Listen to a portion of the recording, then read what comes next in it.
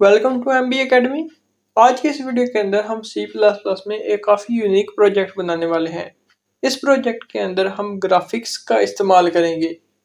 ये प्रोजेक्ट है analogue clock. जिस तरह हमारे घरों में घड़ियाँ होती हैं, इस तरह की एक घड़ी हम सी प्लस प्लस में इम्प्लीमेंट करेंगे। तो इसके लिए हमें ग्राफिक्स लाइब्रेरी की ज़रूरत पड़ेगी, जिसका नाम है ग्राफिक्स डॉट एच। इस लाइब्रेरी को इस्तेमाल करने के लिए आपको Turbo C plus plus install करना पड़ेगा। अगर आप उसको इंस्टॉल नहीं करना चाहते तो फिर आपको इस लाइब्रेरी को डेव सी प्लस प्लस में इंटीग्रेट करना पड़ेगा। अगर आपको इंटीग्रेट करना नहीं आता तो नीचे आप कमेंट लिख दें, तो मैं आपके लिए एक अलग से वीडियो बना दूंगा। इस वीडियो के अंदर मैं डेव सी प्लस प्लस का ही इस्तेमाल करूंगा, क्योंकि मैंने इसके अंदर ऑलरेडी ग्राफिक्स डॉट एच को इंटीग्रेट किया हुआ है। तो चलिए अपने प्रोजेक्ट को शुरू करते हैं। प्रोजेक्ट को शुरू करने से पहले मैं आपको इसका आउटपुट दिखाना चाहता हूं, जिससे आपको ये अंदाज़ा हो जाएगा कि आप इस वीडियो को फॉलो करके किस किस्म का प्रोजेक्ट बना सकते हैं। तो आप देख सकते हैं कि मैंने अपना आउटपुट टर्मिनल ओपन कर लिया है और इस आउटपुट टर्मिनल के अंदर एक एनालॉग क्लॉक दिखाई दे रही है। इस पर सबसे ऊपर एनालॉग क्लॉक का एक लेबल लिखा हुआ है। इससे नीचे हमारी घड़ी वर्क कर रही है। और अगर आप गौर से देखें तो जो हमारी घड़ी का टाइम है और हमारे जो कंप्यूटर का टाइम है वो बिल्कुल सेम है। इसका मतलब है कि हमारी जो एनालॉग क्लॉक है ये सिर्फ एनिमेशन नहीं बल्कि एक मुकम्मल घड़ी है जो वर्क कर रही है। तो आज हम इसी घड़ी को सी प्लस प्लस के अंदर बनाएंगे। तो चलिए मैं अपना Dev C plus plus open कर लेता हूँ। तो यहाँ पर मेरा Dev C plus plus open हो चुका है। अब मैं न्यू प्रोजेक्ट को बनाने के लिए यहाँ पर कंट्रोल एन दबाऊंगा। तो ये मेरी एक न्यू फाइल बन चुकी है। इस न्यू फाइल के अंदर मैं अपनी इस प्रोग्राम की कोडिंग करूंगा। तो सबसे पहले मैं जो ज़रूरी हेडर फाइल्स हैं उनको इंक्लूड करा लूँगा। तो यहाँ पर मैंने हेडर फाइल्स को इंक्लूड करा लिया है। तो आप देख सकते हैं कि जो सबसे पहली जो मेरी हेडर फाइल है वो ग्राफिक्स डॉट एच है। इसी की मदद से हम इस पूरी एनिमेशन और पूरे ग्राफिक्स को बनाएंगे। जो हमारे पास दूसरे नंबर पर हेडर फाइल है ये सी मैथ है या फिर मैथ डॉट एच है। इसकी मदद से हम कुछ फंक्शंस का अपने इस प्रोग्राम में इस्तेमाल करेंगे, जैसे कि साइन, कॉस, इस तरह के फंक्शंस का हम इस्तेमाल करने वाले हैं। तो थर्ड नंबर पे जो हमारे पास हेडर फाइल है ये सी टाइम या टाइम डॉट एच है। इस लाइब्रेरी की मदद से हम अपनी डिवाइस का जो करंट टाइम है वो फेच कर सकते हैं और उसको अपनी घड़ी के अंदर इस्तेमाल कर सकते हैं। जो आखिर पर हमारे पास लाइब्रेरी है ये आईओ स्ट्रीम की लाइब्रेरी है। इस लाइब्रेरी को तो हम तकरीबन हर प्रोग्राम में इस्तेमाल करते हैं और इसका यूज़ भी आपको बहुत अच्छी तरह पता है। तो इसके बाद मैं यहाँ पर यूजिंग नेम स्पेस एसटीडी लिख देता हूँ। तो इसके बाद मैं एक हैश डिफाइन करके एक कांस्टेंट डिफाइन करूँगा। ये कांस्टेंट हमारे पास पाई होगा। जैसा कि आप जानते हैं कि हमें घड़ी बनाने के लिए सर्कल ड्रा करना है। तो सर्कल ड्रा करने के लिए हमें पाई की वैल्यू की ज़रूरत पड़ती है। तो इसके लिए हमने यहाँ पर एक हैश डिफाइन पाई और आगे हमने पाई की एक स्मॉल सी वैल्यू ले ली है। इसके बाद मैं अपना मेन फंक्शन बनाऊंगा। तो यहाँ पर मैंने अपना मेन फंक्शन बना दिया है और नीचे रिटर्न 0 कर दिया है। लेकिन इससे पहले मैंने इंट रिटर्न टाइप नहीं लिखी, तो उसको हम स्किप भी कर सकते हैं। तो इस फंक्शन के अंदर सबसे पहले मैं अपना जो लेबल है वो लिखूंगा और अपनी जो विंडो है उसका साइज डिफाइन करूंगा कि मेरी जो विंडो है वो कितनी होनी चाहिए। तो उसके लिए मैं यहाँ पर इनिट विंडो यानी कि इनिशियल विंडो के फंक्शन को कॉल करूंगा, जिसके अंदर मैं 3 पैरामीटर्स दूंगा। यहाँ पर हमारे पास एक पैरामीटर हाइट है जो कि हमने 800 दिया है। इसी तरह विड्थ है जो हमने 800 दिया है। और जो हमारे पास थर्ड पैरामीटर है ये हमारी इस जो घड़ी है इसका लेबल है जो कि एनालॉग क्लॉक है। इसके बाद हमने नीचे एक वेरिएबल बनाया है जिसका नाम हमने पेज रखा है और इसकी जो डाटा टाइप है वो इंट है और इसको हमने 0 पे असाइन कर दिया है। इस वेरिएबल का इस्तेमाल हम अपनी ऐप के अंदर पेजेस को हैंडल करने में लगाएंगे, क्योंकि हमने अपनी पेज को अपडेट करना है जब भी हमने टाइम चेंज करना है। तो इसके बाद मैं एक इन्फिनिटी वाइल लूप लगाऊंगा। क्योंकि जब भी हमारा यूज़र प्रोग्राम ओपन करेगा तो जब तक वो उसको क्रॉस पर क्लिक करके क्लोज नहीं करेगा हमारा प्रोग्राम चलता रहेगा। तो इसके लिए ज़रूरी है कि हम इन्फिनिटी वाइल लूप का इस्तेमाल करें। तो नीचे मैंने यहाँ पर वाइल लूप और आगे इसकी कंडीशन में ट्रू लिख दिया है, जिससे हमारा लूप इन्फिनिटी तक चलता जाएगा अनटिल यूज़र इसको टर्मिनेट ना कर दे, उस विंडो को क्लोज ना कर दे। तो इस वाइल लूप के अंदर हम एक फंक्शन को कॉल करेंगे जिसका नाम है सिलेक्टिव पेज, और इसके अंदर हम पेज की वैल्यू दे देंगे। इसके बाद जो अगला फंक्शन है वो सेट विजुअल पेज है, जिसके अंदर हमने 1 माइनस पेज कर दिया है, और नीचे हमने क्लियर डिवाइस। इन तीन फंक्शंस का काम ये है कि ये हमारी घड़ी को स्मूथली चलने में मदद करेंगे। तो इन फंक्शन के बाद मैं सेट कलर के फंक्शन को कॉल करता हूँ और उसके अंदर मैं वैल्यू दे देता हूँ 8। तो यहाँ पर जो 8 है ये कलर कोड है, ये ग्रे कलर कोड है, क्योंकि इसके बाद हम अपनी जो घड़ी है इसके रिंग बनाने वाले हैं। रिंग से मुराद जो सर्कल है हमारी घड़ी का, तो वो हम ग्रे कलर रखेंगे। तो उसके लिए नीचे मैंने सर्कल बना दिए हैं। तो यहाँ पर मैंने 6 सर्कल बनाए हैं। तो यहाँ पर आप देख सकते हैं कि हर सर्कल के अंदर 3 पैरामीटर्स हैं। 2 पैरामीटर सेम है और जो तीसरा पैरामीटर है ये हर सर्कल का दूसरे सर्कल से बड़ा है। तो चलिए हम अब इसको समझते हैं। जो हमारा कंप्यूटर सिस्टम होता है ये मुख्तलिफ पोजीशंस पे मुश्तमिल होता है। इस कंप्यूटर सिस्टम की 0 पोजीशन वो होती है अपर लेफ्ट कॉर्नर। तो जो अपर लेफ्ट कॉर्नर होता है वो 0 पोजीशन पर मुश्तमिल होता है। तो उस कॉर्नर से लेके नीचे वाले कॉर्नर तक हमारी पूरी विड्थ और हाइट बनती है। तो यहाँ पर मैंने 400 और 400 क्यों लिखा है? जैसा कि ऊपर हमने इनिशियल विंडो जब फंक्शन को कॉल किया था तो उसके अंदर हमने हाइट 800 और विड्थ 800 दी थी। तो यहाँ पर हमारे जो सर्कल का सेंटर है वो हम अपनी विंडो के बिल्कुल मिड में बनाना चाहते हैं। तो इस तरह 800 का जो हाफ होता है वो 400 होता है, इसलिए हमने इसके एक्स एक्सिस और वाई एक्सिस के हिसाब से 400 400 लिखा है।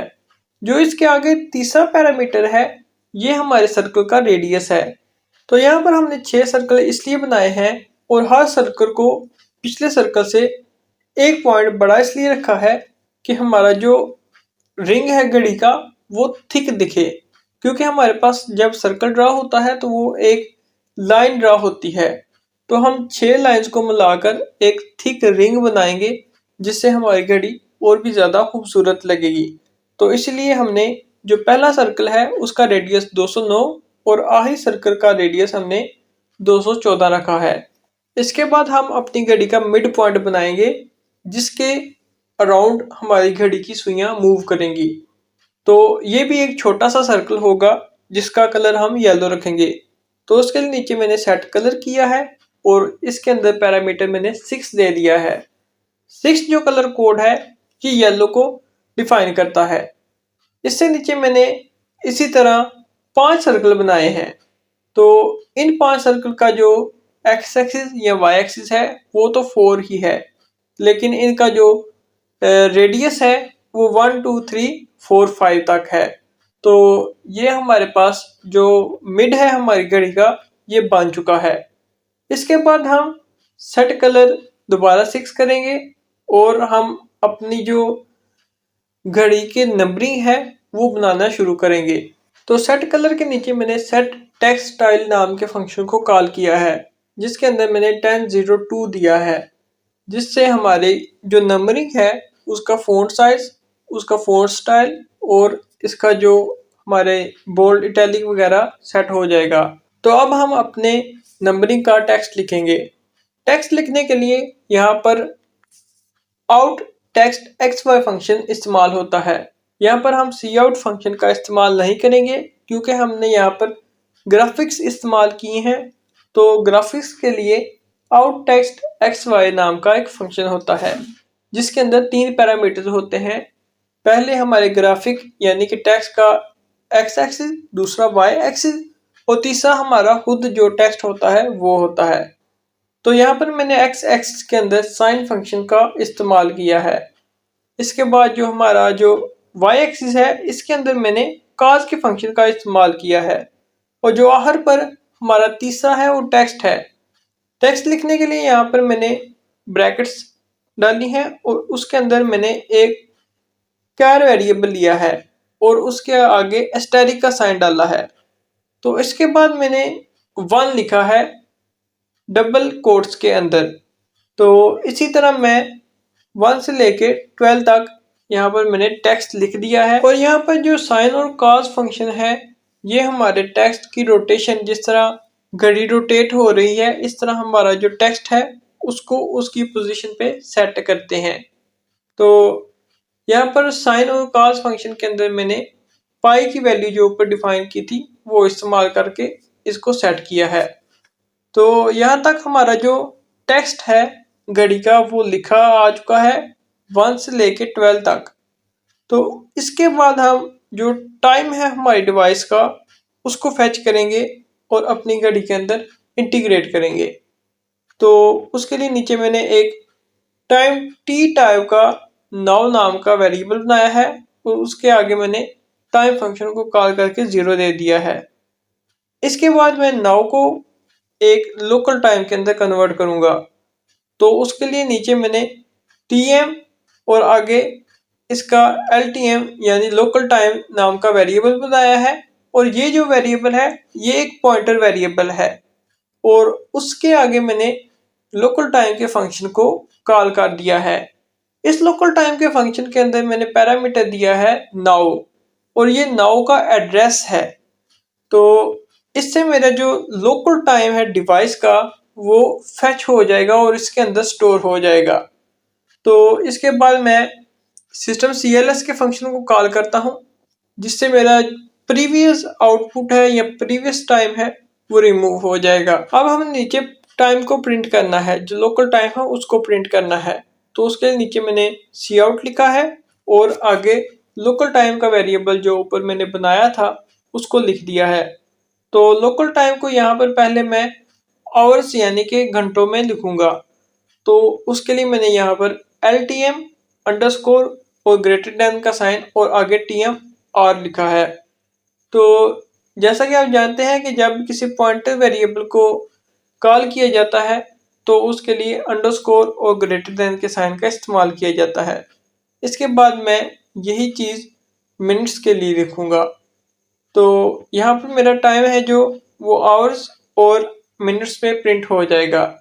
इसके बाद मैं सेट टेक्स्ट स्टाइल उसी फंक्शन को कॉल करके अपना टेक्स्ट है जो उसको सेट करूँगा और उसकी जो मैंने पोजीशन रखी है वो आउट टेक्स्ट XY और इसको मैंने X एक्सिस को 170 और जो Y एक्सिस है उसको 100 रखा है।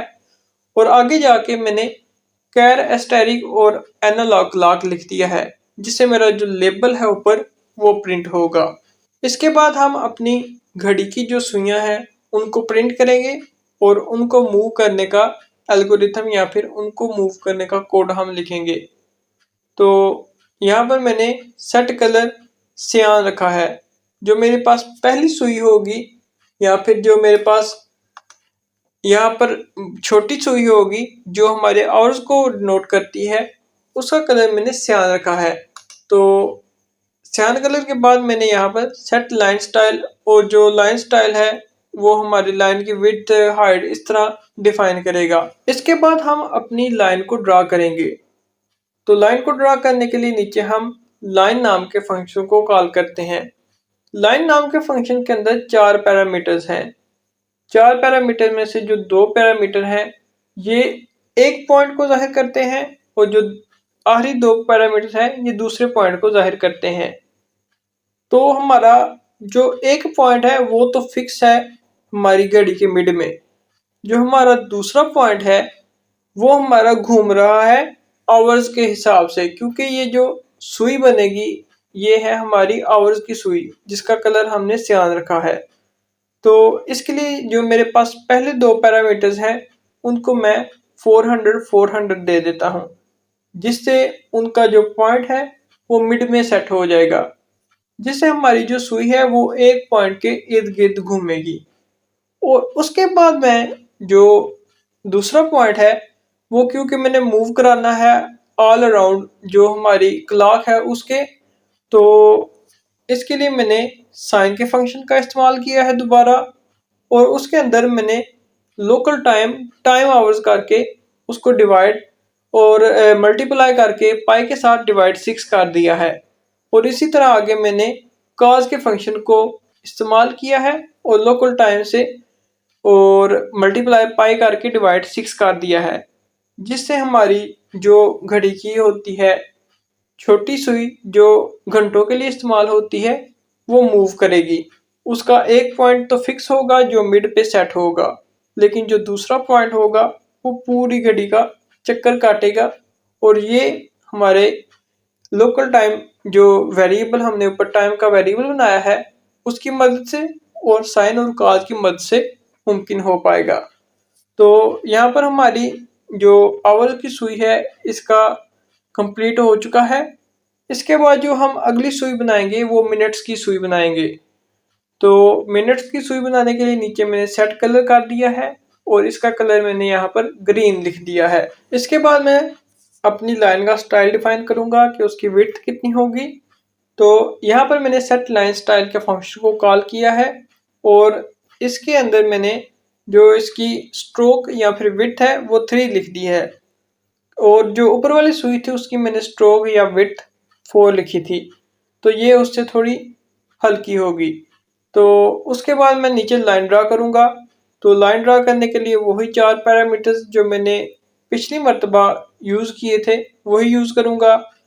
तो लाइन के मैंने फंक्शन को कॉल कर दिया है और उसके अंदर मैंने 400 400 और आगे साइन के फंक्शन का इस्तेमाल किया है।